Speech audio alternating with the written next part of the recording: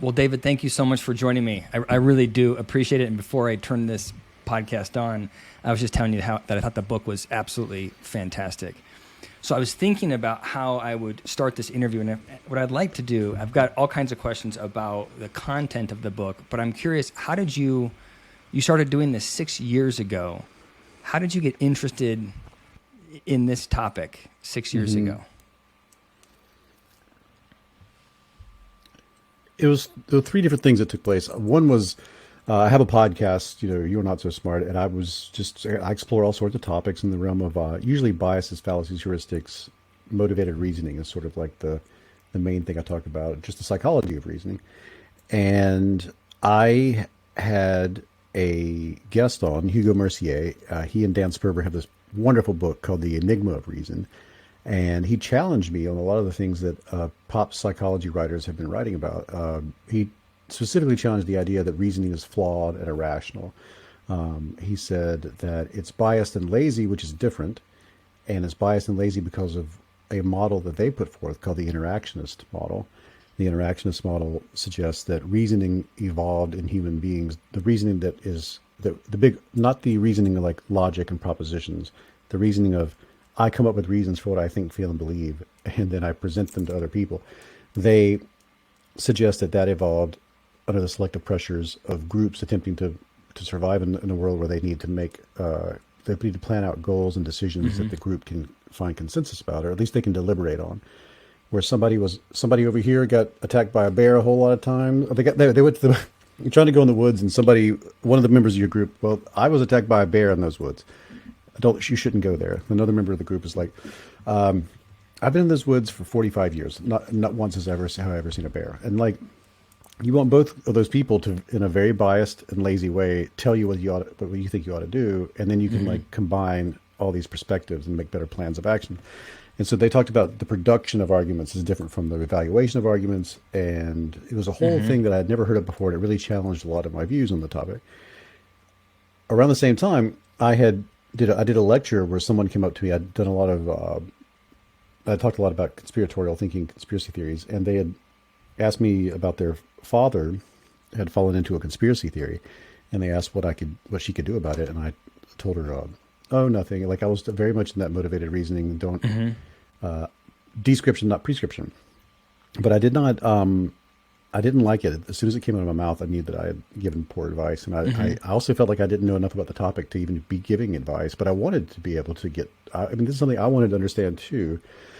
And then also at the exact same time all this is happening, the same-sex marriage norms and attitudes had started to change very rapidly in the United States, to the point that it was, if you weren't a part of the activism, it felt like it happened overnight. But even if you were part of it, it did happen very quickly. From the political science perspective, it was until some COVID stuff, it was the fastest change in public opinion ever recorded. And the country went from almost 70% opposed to 70% in favor over the course of 12 years, but specifically over the course of 3 years when the flip took place. And I saw this stuff happening at once, and I thought that clearly that was the thing that got me. Was I had this strange thought experiment. If you were to take all those people who are now in the majority who are for this and send them back in time 10 years, the majority of those people would argue. What would happen if they met each other? Would they argue with themselves? Would they get mad at each other? And also they would be resistant to a certain type of thinking, a certain change that 10 years later they would not be resistant to. In fact, they'd be on the other side of it, which made me wonder, like, well, what was all the resistance about? Like if you could have seen this issue the other way, why didn't you? Like, what, especially for a lot of people, the way they feel about it today is like, oh, of course this is how I feel about this. Why wouldn't I feel this way? So why was that not available to you 10 years previous? And I want to know what had happened even in their brains in the interim. So it was sort of all that combined into I really wanted to understand, not necessarily how to change people's minds. Persuasion wasn't something I was interested in until much later in the process. I wanted to understand, what do we even mean when we say that phrase? Like, what is that? What do you mean change your mind? And how does that happen in any brain? And how does that manifest in persuasion and advertising and propaganda and norm shifts and big shifts of opinion? And so that's what got me into the idea, and that's what set me down the path of looking into it. Now, what led to the type of book that it is that I the first person I reached out to, Jim Alcock, who studies belief, I tried to do one of those journalistic tricks of like, I'm 5 years old. What is a belief? Tell it to me like you would a 5-year-old. And he just leaned back in his chair and was like, like, I'm sorry, but that's not an answer I can give you. It's too, and I was like, you've been studying this for 45 years. How can you not just give me a simple sentence definition? And he was like, I can't give you that definition because I've been studying this for 45 years. This is much more, this is much more nuanced than just saying a belief is blah, blah, blah. So that encouraged me to do something different, which was, I was like, I'll talk to the scientists, sure, but I want to wait till I've gone out into on the road and met people who've changed their minds in drastic ways, spent time with people who are activist groups who have success in this regard, and talk to people who have left conspiratorial communities and so on, visit Westboro Baptist Church in person and see what it's like to be inside of it still. Then come back to scientists and say, here's what I've observed. Is there anything in the literature that helps understand this? And that was the right way to do it. That actually ended up giving me the book that I wanted to write. But as I said, it took a long time to do it that way. And I've been obsessed with this for so long. It feels like it's the only thing I've ever done for it feels like my entire life is this. And I'll, as you can tell, I will talk about it endlessly because I'm fully obsessed with it now, and I find it so valuable. All the things that I learned in this process, I was so happy to finally get it out there in the world. I'm like, please write along with me because this is amazing. I thought, so I guess I'll say two things. The first is it couldn't be more timely as far as what's going on in the world today. And, I'm a psychologist, and I have a major bias, or I think ego, around kind of how I understand things. And I walked into this book with a perception that I understood how minds are made, how minds are changed, and I had a clear. I think it would be hard to convince me that I was wrong about that. I thought you did a really good job of providing me I felt like you covered it in so many different ways, both as far as your experience, but also being able to point to the research and outlining what went into it. You know what I'm saying? So but for sure. As we talk about this, the sort of the construct of making up someone's mind or changing somebody's mind, can you talk about what you were saying as far as you were talking about someone had brought to you that they had a father that was into conspiracy theories, and you had said that you had defaulted to a more descriptive versus, I think you said, prescriptive style. What do you mean? What do you mean by that? I was so I was so into the idea of motivated reasoning, and when you're falling in love with somebody, like you say, like, what are the reasons for why you like this person? And you say that the way they talk, the way they walk, the music they listen to, the weird jokes they tell. Then when you're breaking up with that person, why are you breaking up with them? Well, the way they talk, the way they walk, the music they listen to, the dumb jokes they tell. So like the reasons are neutral in a sense, but they don't feel that way. There are reasons for and there are reasons against, depending on your motivation. And I was just so used to thinking about conspiratorial loops where a person who had fallen into a loop that they could not escape. And I had also spent so much time with family members or on the internet watching people argue with, or being part of those arguments and seeing how they burn out to a certain point. And I was interested in telling you, well, here are the psychological concepts that explain what you're witnessing. But the idea of telling you, and here's what you should do if you wanted to get that person to just help off-ramp that person from a conspiratorial group, or if someone has even if something that's not maybe with a community around it, if a person doesn't believe in the moon landing, but they are like a part of a conspiratorial community, like the idea of how you would extract that, how you put that into a framing where the person might reconsider their position. I was just unaware of anything you could do in that regard. And I was committing that terrible mistake of, because I don't know the answer, there is no answer to give, but I was just unaware of my total ignorance. And a big part of the arc of this book was me accepting that.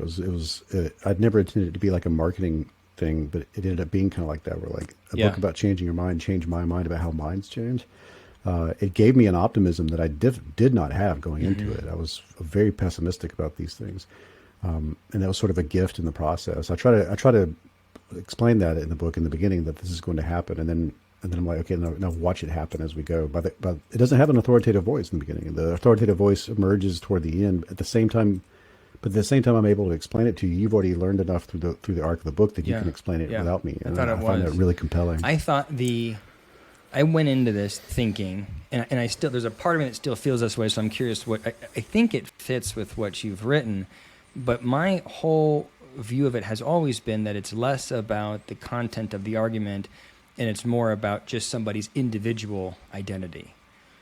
So, like, for example, in the section where you're talking about conspiracy theories, my perception has always been like, this is how I identify I'm a conspiracy theorist, or I like, you had talked about there's there's different pieces of being a conspiracy theorist that are alluring, right? I might like the fact that I'm counterculture and a little bit different, or I might like the fact that I'm part of this group that's counterculture and right? And so to me, like, my thinking sort of stopped around, it's just your identity, and to shift off of your identity that's very difficult, and that's why no one ever listens to new data. And so your first couple of chapters, you're talking about how it's got nothing to do with the argument. It's all about the emotional piece that's driving the argument. I thought was totally fascinating. And you were talking about, this was originally, I think, revealed to you, or researchers noticed it as it related to deep canvassing, right, about the LGBT population. Can you talk, sort of walk me through that from your lens? Yeah, sure, of course. It does play well with the motivational interviewing stuff in the sense that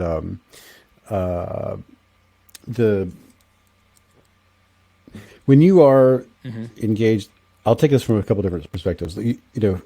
The facts are great. Facts are wonderful if you're in a good faith environment where everybody's playing by the same rules, right? If you're in a scientific institution or a domain where everyone's saying, okay, here are the rules we're playing by, we start with a hypothesis and we gather evidence, and if the chips fall where they may, what has the more evidence is the thing that's more likely. And this model I've created is just one way of looking at it, and then you might have a better model than I do, and we can let that stuff fight each other. And you vet me, I vet you, great.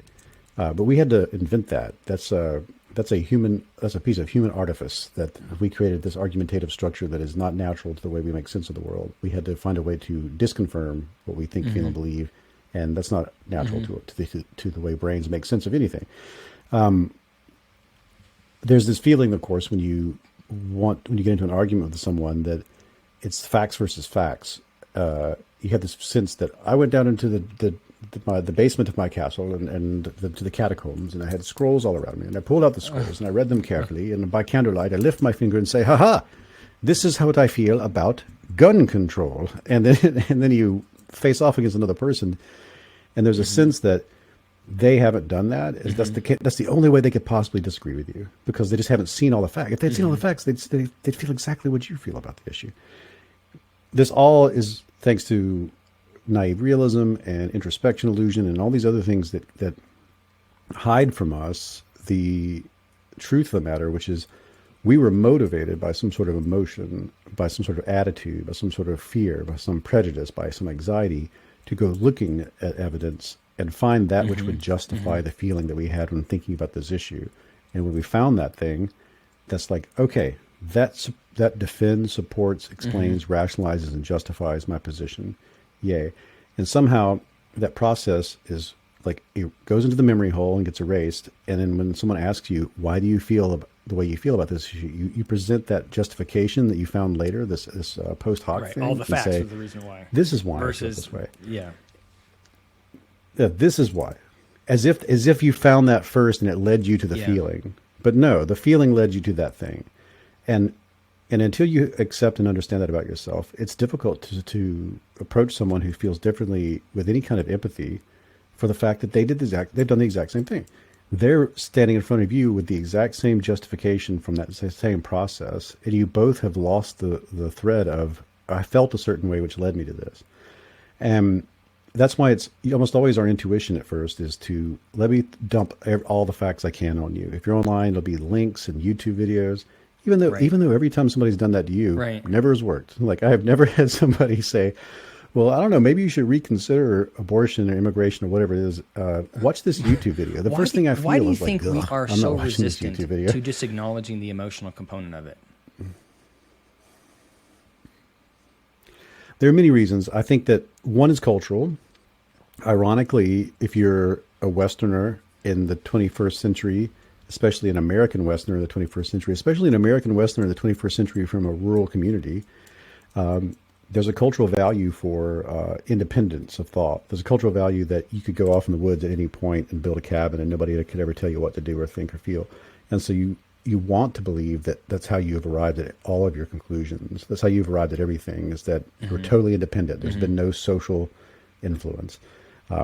Even though, ironically, the fact that you think that is due to social influence, which is one of the most beautiful ironies in the world.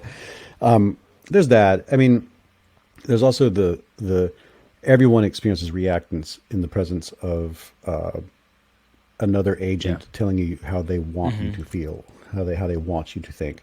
If there's a notion that you should be ashamed for what you think and feel, then the reactance is magnified.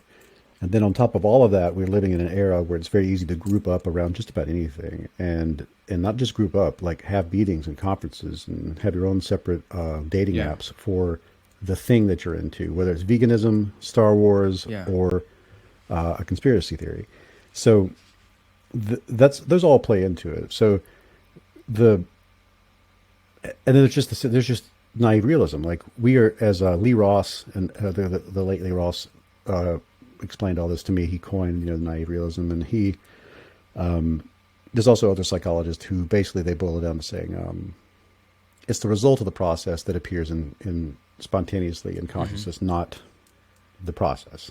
And then if you want to feel positive emotions about yourself, if you want to feel that you're a reasonable, rational, contemplative person, it's easier to create it's a much more satisfying narrative to say that I am a careful thinker who was looking at the evidence like a lawyer or like an archaeologist or something, and that led me to this way to feel about the issue. Not I had this has been such a part of like religion forever. Like the same religious text in different cultural communities becomes justification for different cultural values, as if the cultural value came from the text, but which is impossible if you can get two different, if you can get diametrically opposed conclusions out of the same authoritative text. So it's part of the human condition that it's just easy to not see that we're doing it. That's why we had to invent science. We had to invent it so that When I was reading the book, I was trying to figure out, okay, well, of the thing, my views, and if I think in particular of like political views or views around the response to COVID, I also think it's I don't know that I have the self-awareness to be able to identify the underlying emotion that drives some of my thinking. You know what I'm saying? So when you were talking about the deep canvassing and changing people's minds around gay marriage, some of that, because some of the groups are so extreme that you can look at it and go, the human part of this is more important, and if you connected to that, it would shift you, right? But like in my mind, I appreciate that you brought up naive realism, because for me, when I think about naive realism, this is true for myself. Not only do I think that I've been more logical in arriving at whatever my conclusion is, I think everybody else is stupid, right? Naive realism follows, and you're dumb. Right? Do you know what I'm saying? Which makes it. That's right. That's right. Right. And for anyone who doesn't understand this, naive realism is the feeling that you arrived at your conclusions because you're mainlining reality. Like that's like your personal subjective reality is a 1-to-1 with objective reality. And the way you feel about things, therefore, is the natural way anyone should feel about the thing if they'd seen the things that you'd seen.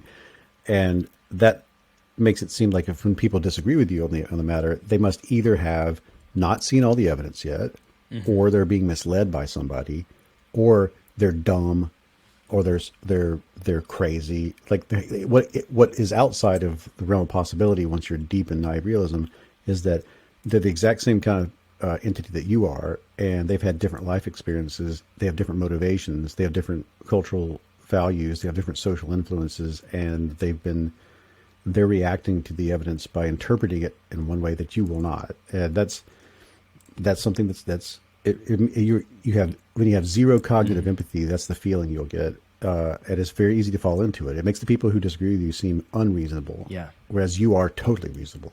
And like, Right. why won't you be reasonable and agree with me? Which is it puts you in the win-lose frame. It puts you in the I'm right, you're wrong frame. And I argue very strongly in the book that proselytize that is the worst way to ever go about trying to understand the world, because when you meet another brain, you're afforded this incredible, valuable resource of if you try to face off against that person where you're saying like, I see this differently than you, and that's because you're wrong and I'm right. And if we have a discussion about this, my goal is to win and you lose. What you lose out upon really is that you could go shoulder to shoulder with that person instead and say, I wonder how come we disagree on this? What if we entered into a partnership, an agreement where we try to solve the mystery of how it's possible that you and I could see this differently? Because it's the thing that might be true is we're both wrong. We're both wrong in an interesting way where our Venn diagram of wrongness, if it overlapped, we'd be able to see it from another perspective thanks to our combined perspectives. You mentioned deep canvassing. I'd never even answered it. Here's deep canvassing was such a gift. That was the first place I went to in all of this. And I debated forever if the chapter should be near the end or near the beginning, because it's a very long chapter, and it honestly could be a whole book about what goes on there. I visited them about 5 times total, and 3 of those times I went out and actually learned the technique and did it door to door. The LGBT Center of Los Angeles has a political action group called the Leadership Lab, and they after Prop 8, after same-sex marriage failed in California, they were astonished and gutted because California was such a gay-friendly state at the time this took place, and this was before the Supreme Court decision, and they were, how could we possibly lose on this? And they thought, well, maybe here's a crazy idea. What if we went door to door and just asked people why they voted against it?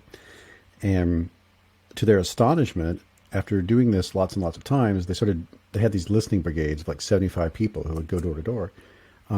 People were very eager to talk about it. That was one thing they didn't expect. You just ask a person, hey, how do you feel about same-sex marriage? And they're like, oh yeah, let me talk to you. And like, they'll talk to you for 20 minutes, as long as you just nod and listen. And then a couple of times in those conversations, the person who was just talking without anyone interrupting them changed their mind. They changed their own mind because they elaborated in such a way. We've all experienced this. You ask a person if you see a movie, like, what'd you think of it? They're like, I loved it. And you're like, what did you like about it? And they're like, well, it was pretty good. I mean, I didn't like how, they did blah, blah. By the end of it, they say, I guess when you think about it, I didn't really love it, but it was good. So like, you could like YouTube slider their if you had the ability, you go, blah, blah, blah, blah, I loved it. Well, you think about it, it wasn't that good. I loved it. You think about it, what's that good? Like, that was with no influence, right? So that was what was happening in these conversations. Then they were like, how can we encourage that? And they thought, okay, let's go door to door and we'll try to repeat what worked there. And as they got more and more successes, they decided to record everything on video and disassemble it. And they ended up, but when I met them, they had done 17,000 conversations door to door on a variety of wedge issues. And they had recorded all of it, and they had A/B tested their ways where they got rid of what didn't work or what made it even worse, and they kept what did work. And they zeroed in on a conversational technique that I didn't know this at the time, and they didn't know it at all, is very similar to motivational interviewing in therapeutic practice. But also, as I expanded my investigation, I met other groups like Street Epistemology and Smart Politics and others who had done the same thing. They had also A/B tested conversational techniques, and they also had arrived at pretty much the same idea as motivational interviewing, but tweaked. It's like Socratic method, motivational interviewing mushed together in a way. And then they also, if they had them in steps, the steps were in the same order. Like it was the same first step, same second step. And I all I could think to compare it to was if you were the first person to build the airplane was going to build an airplane that looks like an airplane. And that's because they're dealing with the same physics as anybody else is having to deal with if you're trying to build an airplane. When it comes to conversational techniques that do lead a person to reconsider the issue, to see it differently, to move up and down a scale of attitude or certainty strength, it flows in a certain way, and it follows almost right on line with the interactionist approach and all these other models that I talk about in the book. There seems to be, at this stage of understanding, it seems like there are underlying psychological mechanisms that are probably underpinned by biological mechanisms that are combined with the way that human beings must mechanically transfer information back and forth that arrives at there's a certain way that seems to work really well, and much of it is avoiding the things that will absolutely demolish the things that will destroy your opportunity to have the conversation that you set out. Part of it is just not doing what's bad, which is a big part of it, and the other part of it is doing things that are right. So the deep canvassing has been studied quite a bit now, and there are all these research papers associated with it, and it's being used all across the world. And we can get into how it works if you like, but that's how I came across it. Am I right in interpreting that the way deep canvassing works is that you're essentially trying to get someone to be not defensive and figure out what they value so that you can help them see that their values are operating in opposition to their behaviors? You're creating cognitive dissonance when they identify what they're right. If I believe in equality and I identify that through your questioning, then it feels really uncomfortable for me then to be against gay marriage. Is that mechanism correct? That is, yes. The short answer is yes. The long answer is that's one of many things that takes place in the conversation, because it ends up being sort of a kitchen sink technique. There's exactly what you mentioned, helping a person understand their values and showing them how that's in opposition to their current position, which creates cognitive dissonance that they want to resolve. And there's also guiding the conversation afterwards so they don't resolve that dissonance by reinterpreting their own position as actually being fine, which is something we often easily do. There's the opening volley of the whole thing is establishing rapport. All of that is about trying to get out of that reactance frame, which is the bane of any therapeutic practice, where a person can come to therapy they want to change, and then because of the therapist's behavior, they will react to being told how they ought to behave, or that they're a bad person, or that they should be ashamed, or that here's what you should do. And all these things can create that strong reactance response where a person will, like a teenager would, or like anybody, somebody's being like grabbed by guards and being, the unhand me you fools feeling like, but especially like, your parents tell you how you ought to do, how ought to live your life, and your reaction is to do the opposite, even though that you kind of know that they're right. Reactance is a strong component of human behavior, and we very easily can trigger it unintentionally. And so they're very careful about like every step of the process. The other person knows is like, oh, you're being transparent, they're in control, they choose to go forward when they want to go forward, and I'm not telling you what to think, feel, or do. I'm holding space for you to explore why you feel the way you feel about the issue. So all that's important. They keep reactance off the board, and then they keep. They also, very importantly, one thing that in addition to the things we just mentioned, they get out of the binary win-lose frame. They get out of the I'm right, you're wrong frame. And they didn't do this. This was not intended. This was part of the accidental thing. Just to help the researchers, they introduced a scale. The scale was just a way to quantify the work, but it turned out to be an essential ingredient. And this is an essential ingredient of street epistemology as well, and motivational interviewing, where when you ask a person, say, for the sake of example, like did you if you go see like the latest Jordan Peele movie, Nope, like you're like, what did you think of it? And the person's like, I'd give it like a 7, 8 maybe. Like if you ask them what do you think of it, they say I loved it, or I hated it, or it was good, or it was bad. But you say, well, like on a scale of 0 to 10, where would you put it? And they're like, 7 or 8. And then your next question is, why that? Why did you give it that number?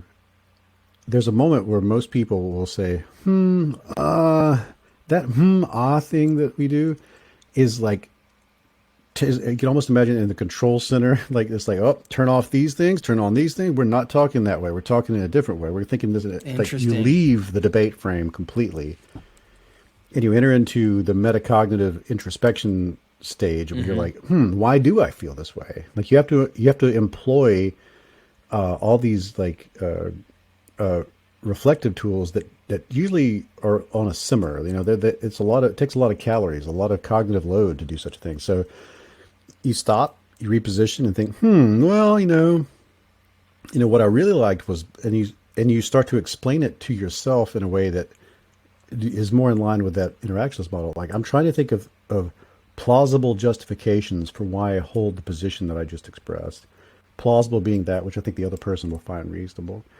And then if you are actively wanting the person to move up and down a scale of either certainty or attitude, you can ask questions that say, how come you didn't answer more in the more extreme direction? Like, if you were talking about it in a way that you're like, it would be nice if they moved up to 10 on this. Like, you could say, well, how come you didn't give it a 2? Well, now the person has to generate counter arguments to why they wouldn't be that low on the scale. And these counter arguments are being generated by their brain, not you. You're not copying and pasting anything to them. You're not asking them to take on your arguments on the issue. They're generating their own private counter arguments. And if there's a balance, it's overbalancing in a new direction that they've never considered. All this is fresh. In deep canvassing, they'll start by asking you, where are you on the scale? Why does that number feel right to you? And so a person starts producing reasons. And then once they've done that, they often will show an attack ad or something related to the topic. So the person might feel an emotional reaction that suggests that they could move a little bit. And if they do move, you ask, how come you moved? And this is an opportunity for a person to maybe express a motivation, a prejudice that wasn't salient to them at the time.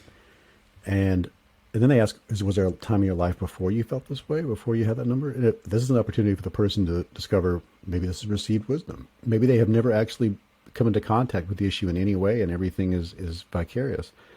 And then the part that you illustrated, they'll often ask a lot of questions that are trying to ask, what experiences do you have with it? Where if they have a strong emotional memory regarding the issue that seems to illustrate values that run counter to their current position, then they really will feel that cognitive dissonance, and they want to resolve it. And if you do it that late in the conversation after everything else, there's an opportunity that along with you, they can resolve it they can form an opinion on the matter that may be their first true opinion on the matter. And that's really the essence of deep canvassing. And on your side of it, you're just listening. It's very Rogerian. You're listening, you're reflecting, you're paraphrasing. Your job is to hold space for the other person to work something out that they may never have done before. And it's not the way we usually engage people with whom we disagree on issues, because for one thing, it's difficult. I get that. But for another, people are often very resistant to hold space for a person who they feel it has a harmful attitude or would be okay with harming people in a certain way. Like, I would ask people to see that the people who developed this, these are LGBTQ people, or they're allies of those people. Usually they're LGBTQ people who are talking to people who are actively opposed to their own freedom, but they're offering them this empathy in a non-judgmental listening frame. And they're getting the person to reconsider the issue by offering something that's very difficult to offer to someone with whom you disagree in a way that really will affect your life. That's so interesting about the using the continuum. It's a little bit like it sounds like has a paradoxical effect, right? So if I say that, like, how convinced am I on a scale of 1 to 10 that gay marriage shouldn't be allowed, and I say I'm an 8, and you say, well, why is it not a 10? Right? That puts me in a position now where I am, in an effort to respond to that, going to be making your argument for it, right? That's a counter argument against my own position. It makes a lot of sense, just as far as you're getting people no longer defensive. You're getting people to be thoughtful about why they think what they think. That's fascinating. Yeah. And I think we have a natural intuition that we think in a sort of a black and white way. I think it's because, brains are, at the level of neurons, everything's about action potentials and going across a threshold. And certainty can feel like it's 0 to 1. It can feel like it's yes, no. It can feel off on, because it has to cross a certain threshold of certainty before we feel like something's true or false. But it doesn't feel like that threshold's around the 70 percentile place, but that's kind of more where it's at. Right. It's not up at around 100. And also, certainty doesn't feel like an emotion. We like to say facts don't care about your feelings. Or like that's the total bullshit. Facts care a lot about your feelings. The only way we consider something a fact is if we feel that it's a fact. The certainty is an emotional state somewhere between, it's a mood type thing. It's more like hunger or something. Like, if you bump your knee against the table, you feel pain without asking for it. If you haven't eaten in a while, you feel hunger without asking for it. If I ask you, is which is better, Star Trek: Next Generation or the latest Star Wars or The Mandalorian? If I ask you something like that, and you say, "Oh yeah, it's The Mandalorian," like you didn't, however you feel about that, you didn't ask for it. It just came, it bubbled up, and but this is also true if I ask you, "Is the Earth flat?" and you say, "No, it's yeah, it's round." Like, I'm certain it's round. Like, that certainty is an emotional state that comes to you without being asked. Like, it's happening to you. It happens to you, like the way hunger happens to you. And when discussing issues, if you're in a frame of mind where you're like, if I was to talk about, let me think of something a little less, like, which is better? Which is better, chocolate ice cream or vanilla ice cream? And you're like, chocolate. I'm like, well, if you get like on a scale of 0 to 10, how much would you say that how much do you love chocolate ice cream on a scale of 0 to 10? I give it like I guess a 9. Like, well, how come not a 10? Like, that's a really bizarre thing to suddenly think. It's really great for movies. I find movies is such an easy way to talk about it. Like Top Gun Maverick. What would you give it? Like, I loved it. It was like, I'd give it an 8. Like, yeah, how come not a 10? And all of a sudden you're like counter arguing well, I mean, to be honest, it was very blah, blah, blah, blah. It's a very powerful technique. It's something that we discovered in motivational interviewing with people dealing with alcoholism and drug addiction. It was a way to avoid reactants, and it turns out to be very powerful in giving a person an opportunity to generate their own counter arguments for continuing a behavior. And you can apply that exact same thing to multiple formats. Yeah, one of the things that just as you're talking, I'm thinking about, I think it is very distressing for people to not have a clear opinion. To have some big political issue or personal issue, doesn't matter what it is, to be like, I don't know what I think about that. I think that's the ambiguity there is uncomfortable. And so I feel like people default to one side or the other in an effort to have to be able to have that, I don't know if it's self-belief or if it's just homeostasis, or I don't know what it is, but the ambiguity, I think, causes distress. And so we end up buying into all the way in on things we don't know that much about, you know? Yeah, and there's also a lot of there's a lot of social signaling, because for some issues you don't want to seem like you're not a good member of the group because you don't have a strong opinion about it one way or the other. Like, it almost seems like you're untrustworthy in some way. In this book, that was the thing that was the most shocking to me, that I had never thought of before. You know, when I started this, you and I first started talking here, I was saying, I think it's all about this, my perception was it's all about you and your identity. What I didn't recognize until I read your book is how our identity is so tied into, like, we're tribal, the people around us. And if you don't operate in alignment with that tribe, then you lose the tribe, which I think is, I interviewed Matthias Desmet. It's Have huge. you heard that name before? Uh-huh. He's the one I've heard the name, but I don't wrote a book, remember.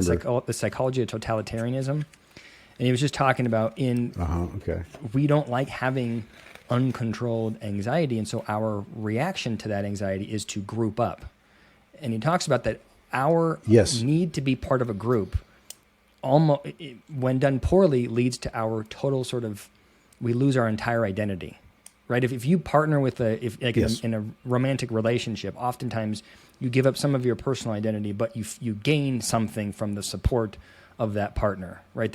You can feel more full. But on a larger scale, like in a larger group, for example, like if you're a part of a conspiratorial group, oftentimes, and you pointed this out in your book, you end up agreeing with everything that you believe, and you don't even know that you believe the others in the group believe, and you've given up your entire world, your entire view of the issue just to be part of this group. Yeah, it's crazy to me. Yeah, and this is a very valuable part of the process that I get. It's a privilege on my part to be a journalist who can bounce out of from one side, go from one side to the next.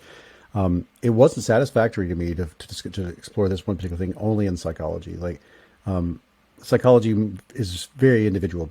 It's the psychology of one individual person's behavior, and then we had to create another category, social psychology, to kind of talk about interactions. But it's still very focused on one individual mind and that the behaviors of that one person, or just the behaviors of a group. But you go into sociology or anthropology or political science, and the concept of studying one person at a time is so like such a waste in their worldview. Like they're like, we study norms and social forces and how groups of people clump up and affect each other. It was Brooke Harrington that really helped in that. She's a sociologist. She said if there's an equals MC square of social science, it's that the fear of social death is greater than the fear of physical death. And if the ship is going down, you'll put your reputation on a lifeboat and you'll let your body go to the bottom of the ocean. And in psychological terms, you can think of it as when we think about motivated reasoning, there's nothing more motivating than the drive to have belonging goals will trump accuracy goals at all times. They'll trump all goals. To put it even more psychological terms, you can imagine like you're in a tent. This is the way I like to make sense of it. If you're in a tent, you hear a sound in the woods, then you will have a strong negative affect come across you. You'll have these bad emotions, and motivation will arise. You'll have motivational arousal to try to justify the anxiety that you're experiencing. There's a reasonable. It is reasonable for you to feel this way, and then that motivation will lead you to take out a flashlight and go looking for the source of the bad feeling. And if you can find something, then you can report that back to others. If not, you can just let the anxiety subside on its own. But regardless, you're going to go trying looking for evidence that suggests that your emotional state is reasonable. All of that is very social. It feels like it's just you working alone, but you're really trying to discover, you're trying to find a justification that you can share with others, because it's very beneficial to the group that if there is something to be anxious about, we should all know about it, right? So that's the sort of one of the drives behind confirmation bias. You're looking for confirmation that your anxiety is justified. Well, you might not find it if you're alone in the woods, or even with like 3 or 4 other people. But if you're on the internet, you can go find the justification that your anxiety is you can find the evidence that your anxiety is justified. Then the next thing that can happen, this wasn't just very easy in the beginning, but it's so easy now, that you can, in that investigation, you might find other people who share your anxiety, who are also engaged in this pursuit. And however you get into that world, once you're there and you're hanging out and you're talking about the issue all the time, and you're in one way you're keeping the anxiety up, and the other thing you're doing is like maybe this, maybe that, maybe this, maybe that. As I talk about in the book, there are all sorts of motivational allures that will lead someone into such communities. Sometimes it's purely about validation. They feel like that no one respects them. They don't have an identity that anybody values. This is a way to form one. For others, they have a prejudice that they're looking for other people to share. For others, they have an anxiety. They're looking for other people to share. There are many motivational allures that will get someone in there. But once they're in the community, the motivation to stay in the community and be a good member of the community rises above any reason for why they found their way in. And it becomes the only thing that's really motivated their behavior going forward. And when you're up against that, that's what you're actually arguing with. That's what you're actually in competition with. If you're trying to get someone to reconsider the issue, you're also trying to get them to reconsider that they're part of that group. And that's difficult. That's way more difficult than getting a person to believe that the moon landing was real. But getting them to convincing them that the moon landing community that they hang out with on a regular basis is foolish for thinking so is way harder. And it also seems to be the source of some of our most intractable disputes, even all throughout history, but especially right now in a period of time when it's so easy to group up over literally anything. And as you talk about in the book, I talk about the work of Henri Tajfel and all the others, Lilliana Mason, Dan Kahan, who've focused their psychological investigations into how easy it is for people to group up, how they will group up on literally anything, and once they're in that group, they will defend it often to the death. And it makes me think that part of the solution then is helping them replace that group with another solid group. I don't know how you do that, but if you could help them, right? I can't remember who the person's name was that you were talking about in your book, but it was able to leave the 9/11 truthers movement. Charlie Veitch. Yeah, Charlie Veitch. But he had a group to go to. He wasn't left on his own to make that transition. And I don't know, how do you duplicate that? Well, in the book I talked to Charlie Veitch. I also talked to Megan Phelps Roper, Zach Roper. They had both left Westboro Baptist Church. there are people that didn't make it into the final manuscript from different other communities. Like, by the way, I would have Moonies and been so on. terrified if I were you to go into Westboro Baptist Church. I cannot believe that you did that. That would be, I remember when that came around. I'll talk about, Okay. put a pin in it. We'll talk about the off ramp to all that stuff, but there's a way to think about it. But, I really wanted to talk to somebody who had left Westboro because I was thinking about how there had to be something in there that would illuminate so many of the questions I've had forever about these topics. There's one thing to convince somebody that, the border wall is a stupid idea. That's one thing. And I've seen people argue that to the point where they get so angry. I can imagine, just the veins popping out of their head. It's much more incredible to me that someone who used to protest the funerals of soldiers, someone who actively it tells people whose LGBTQ children that they're going to hell, who spends every weekend picketing wherever they can picket, and they're in a family like this is their flesh and blood, and it's their religion, to leave all of that. What must have happened? And if you can look at it in the extreme like that, what can you learn about things that are less so? I just felt like what was I doing writing this book if I wasn't willing to go to what seemed like the most illustrative thing there could possibly be, Westboro Baptist Church? And I remember I told some of my friends, I was like, they had the same reaction you had. Like, don't do that. Yeah. Like, why? I remember my friend Brad Clark, he told me, why are you doing this? Like, that was his answer. I was like, I have to do this. I have to. I must. And so, I bought a plane ticket. I flew to Kansas. I rented a car. I just drove straight to it. And I really did expect it was going to be like at the end of a snaking dirt road with like buzzards circling it or something out of like a Scooby-Doo cartoon. No, it was just a house. It was just a suburban house in a suburban neighborhood. You would never know it was Westboro Baptist Church if it wasn't for all the signage. And it was only 2 blocks away from a Starbucks. It was only around the corner from a Sonic, drive-in. I walked up to it. I knocked on the door, and somebody opened the door. I remember he had a nice crisp pink shirt. I remember it was freezing cold, and he said he looked around the corner because he thought they're terrified too. They're worried that any day now somebody's going to firebomb them. So he said he'd introduce himself as Isaiah, and he said, "Did you ask ahead?" I had emailed ahead, but nobody responded to the email. And I was like, I just came here to go to your services. And I came to town to talk to the people who had left, but I was like, while I'm here, I need to go see it for myself. And I went and they put me in a tiny pew. And the thing that shocked me the most was I grew up in a Southern Baptist household, and I talk about it in the book. Once we sang the hymns and I listened to the sermon, I was like, this is just Baptist church. And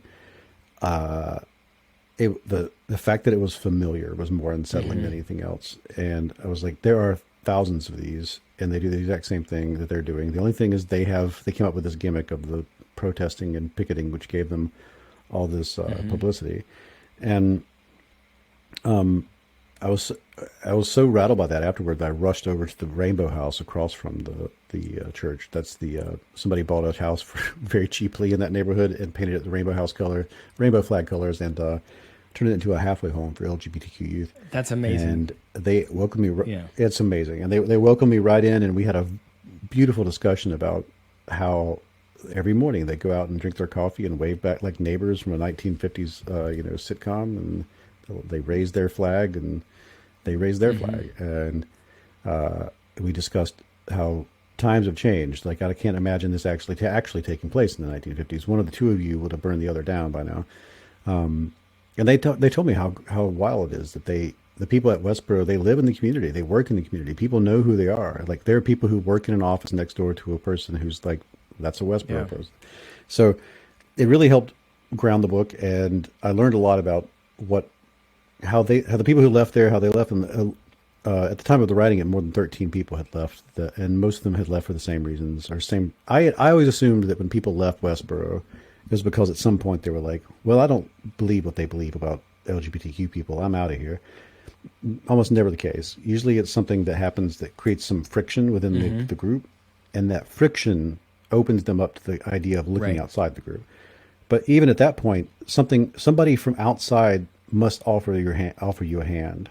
And that's also what happened with Charlie Veach, the 9/11 truther who left the 9/11 truther. So can I interrupt just to make sure I'm capturing it? Go So ahead. there's friction, so the level of belonging gets put in question a little bit, and then there's somewhere they can go to belong somewhere. It's all social.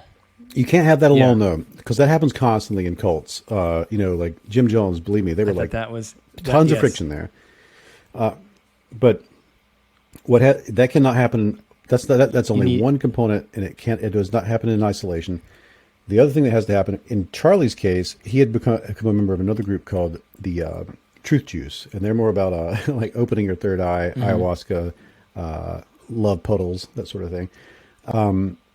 With Megan, she had someone in the Jewish community who playfully started to troll her, but in a way that was non-judgmental and offered a chance to kind of talk about things in a safe space kind of way. Also, they started seeing each other in person at events, and this person would actively defend Megan when other people who were opposed at Westboro were like willing to take her head.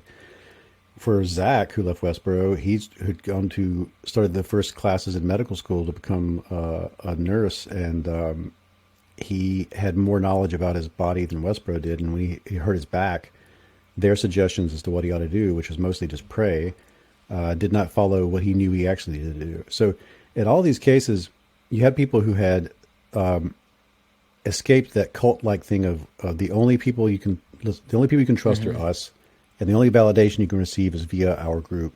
They had started receiving validation outside the group, and they had started discovering trust outside the group. And that also gave them the opportunity to affirm their values within a different community of people than the community of which had only been the only community for which they could affirm those values.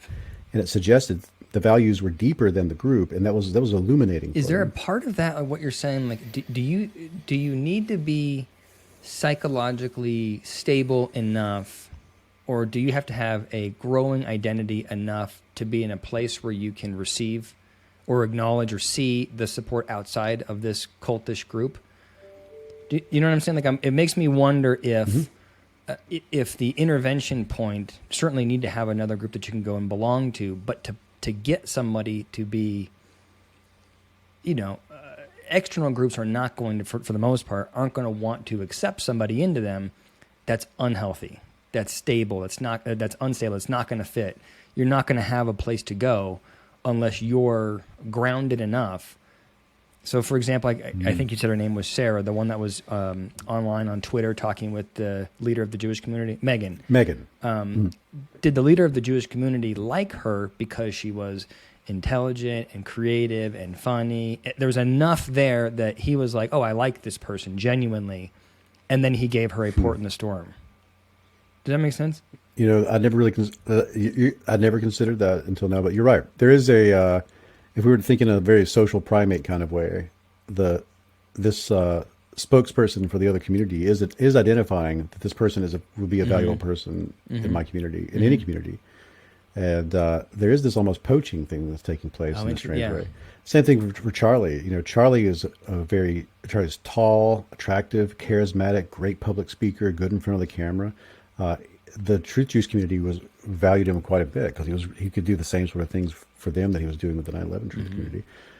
Zach is a wonderful analytical thinker and was very empathetic. Like, he's perfect for being a nurse. He really cared about the well-being of people who need the sort of care that a lot of people can exhaust from very quickly. So yeah, I think you're pointing your finger on something that I'd never considered. Really, that's what I would take from that just in this conversation is tasking people who are really interested in bringing people out of groups like that with finding the value in the person that they may not be open to. Like, it's really easy to discount somebody as like, well, they're not worth my time. Like let them fall through the cracks. Right. It's really, you're right. It's very easy. If you've ever met Megan, I can totally vouch for this. If you meet Megan Phelps-Roper, you're like, wow, that is an incredible human being. Like, you'd want her to be in any group. the same thing with Charlie. Charlie's so charismatic. Like if this guy doesn't run for office, I don't know what he's going to do. Like, so there is a task I would put on the other side of this equation for someone who thinks I would like to off ramp people out of these communities. I want to offer a hand in a non-judgmental, listening sort of way. There's probably will be a inclination to pick out the winners instead of being absolutely egalitarian about it. And I think you're probably really hitting on something that's important to remember there. And that makes sense.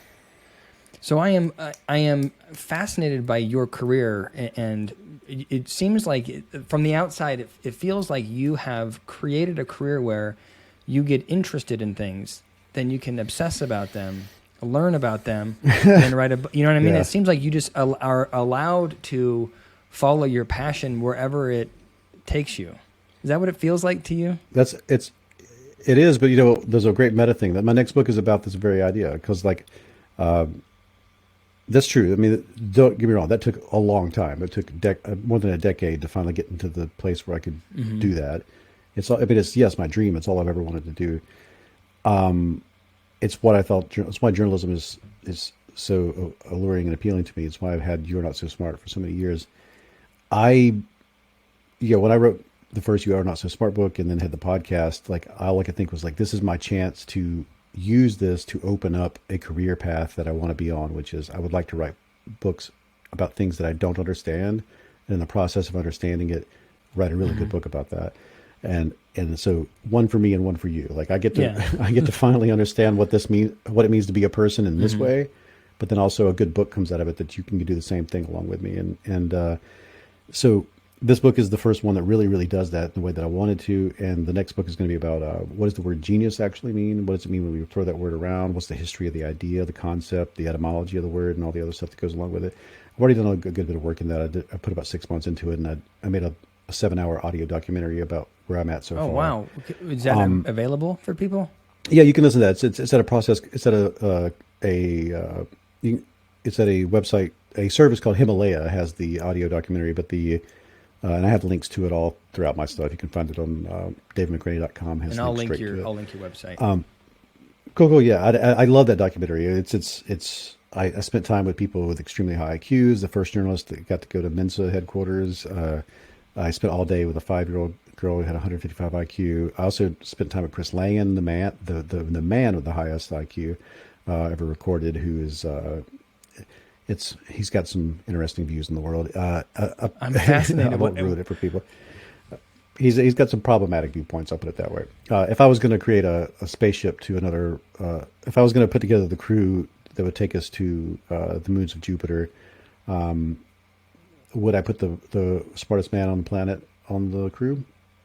Well, that's something we explore in the show. So I love that. And the origin of the word genius came from the Roman concept that there was a mystical realm of entities that would take you and pull you into the mortal realm. And upon doing so, they bestowed you the gift of your personality and your view and your uniqueness. And the genius was what they called those things, the genii, and your genius was whatever made you you. It wasn't necessarily super smarts or super talents.